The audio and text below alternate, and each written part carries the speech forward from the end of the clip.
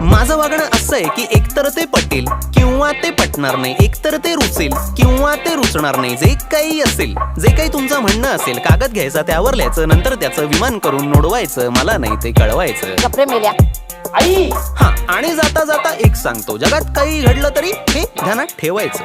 काय? माझ्याशी नीट बोलायचं. फोनवरून, व्हिडिओवरून किंवा प्रत्यक्षात, जवळून किंवा लांबून, स्वर्गातून किंवा नरकातून नीटच बोल. माझ्याशी नीट बोल.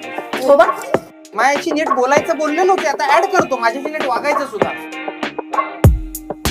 Hello, is this Elon? Elon?